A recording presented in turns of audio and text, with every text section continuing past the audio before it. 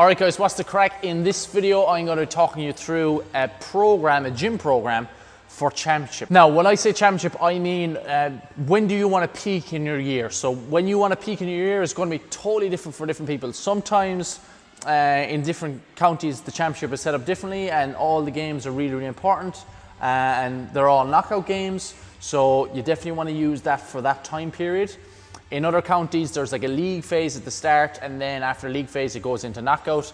So depending on what team or what kind of setup you have, as an example, if you're playing in that league phase and you're fairly confident you're going to win get through that league phase, you can probably prolong your general style weight training before transitioning into this championship style weight training, which will help you peak. So typically I would recommend you start off in this about 3 weeks out from that big game, that you're looking to peak for, or that time period you're looking to peak for. So in my case at the moment, I have a game at the weekend and I'm trying to peak for that game. So for the last 2 weeks I've been doing this championship program. But then if we win that game, we'll have 5 weeks until our next game. So what I'm going to do is I'm going to spend 3 to 4 weeks of going back and doing more heavier, more volume resistance training. So more kind of typical resistance training that I would do throughout the year. And then 2 to 3 weeks prior to the next match, I'm going to go back onto this championship program to try and peak for that next game. So that's where you've kind of got to be smart in your scheduling of your programs. 2 to 3 weeks out from a game that you want to peak for, this is the kind of program you want to do. Now the purpose of this program is to get the most out of your nervous system and to maintain the strength gains that you've got throughout the year. On top of that, you want to be able to give your legs a rest in particular, so reducing the total amount of volume on your legs so that you can peak for the match and so that you're fresh for the match. The style of training is called contrast training, and it's basically a strength-based movement in a particular pattern followed by a power or explosive-based movement in the same pattern. You want to do 2 sessions per week. You might get away with doing 3, but you want to pay particular attention to the week of championship. So the week of championship you want to do 2 sessions max, and then the weeks 2 to 3 weeks before you'll get away with doing 3, but 2 is really kind of all you need. On that week of championship you want to reduce all of your lower body movements to maybe 2 sets at 60% of the effort you'd normally do. With upper body movements on the week of championship, you want to do 2 heavy sets and the rest of the sets at 60% of what you would normally do. Move at speed when you're doing those lighter sets. Okay, so with this program, I'm going to insert a couple of exercises over as I'm talking, and I'm going to make a PDF for it as well. So I'd recommend that you have the PDF downloaded and you familiarize yourself with these movements.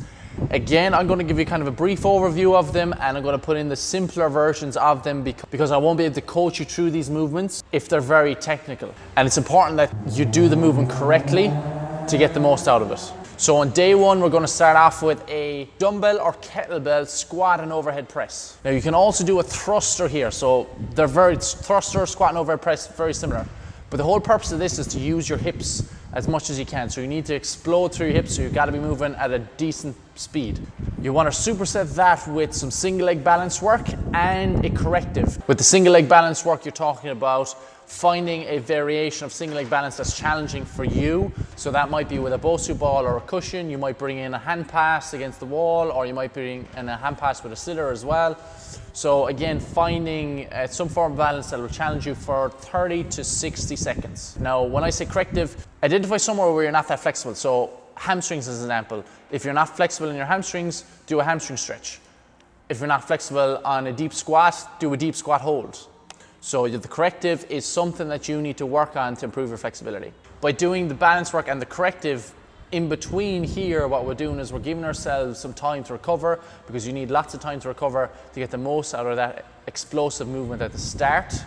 But it's also maximizing our time that we're using in the gym so that we're getting the most out of it. Okay, so the next giant set is going to be an option of 3 things.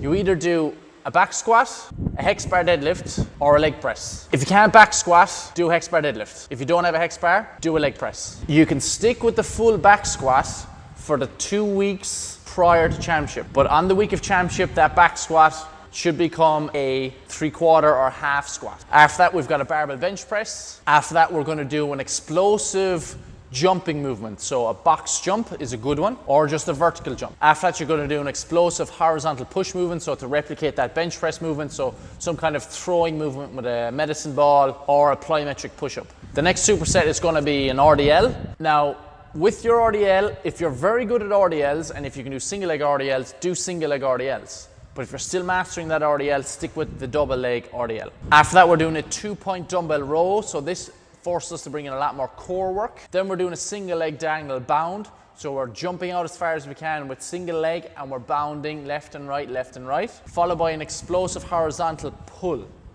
So that could be an inverted row, or it could be a really light dumbbell row. Now, when I say explosive, with those 4 explosive movements that you're doing, you have to move at speed. If you're not moving at speed, you're not getting the most out of your nervous system and you're not getting the most out of this program.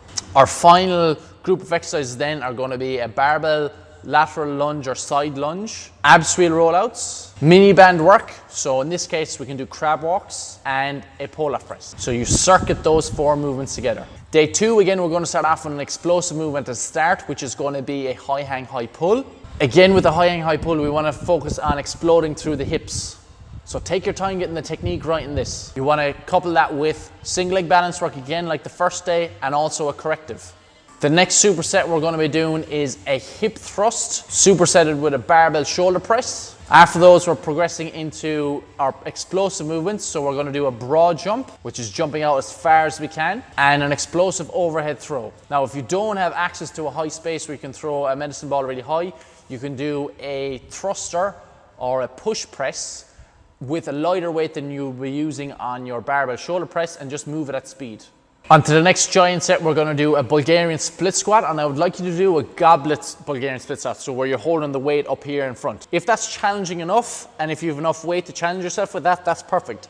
If you don't have something that's heavy enough to challenge yourself by holding it here, you can do a regular Bulgarian split squat by holding the weights by your sides. Superset that with pull-ups. And then we've got our explosive movements. Here is going to be jumping split squats, supersetted with an explosive vertical pull. The explosive vertical pull can be a med ball slam, a rope slam.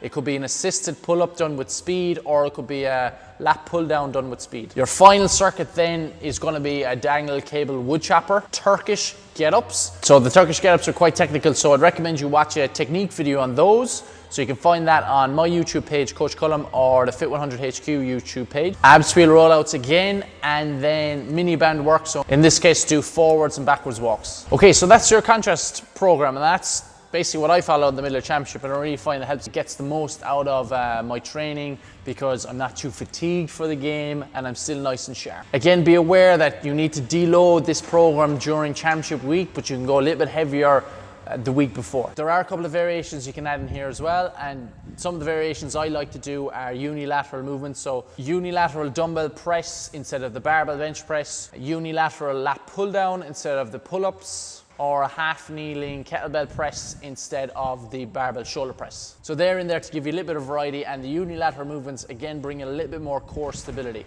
So if you're looking to kind of change it up and give yourself some variety, I'd recommend introducing some of those. Hope you've enjoyed the video. Good luck in championship if you're in the middle of championship. I have a match myself on Sunday, and then as I said, if we win, we've got 5 weeks off until our next one. So hopefully we get that win. If you are using this program, give me some feedback. Leave it in the comment section below. Let me know how you felt leading up to championship and if you feel it helped your performance. And I will see you in the next video. Slán.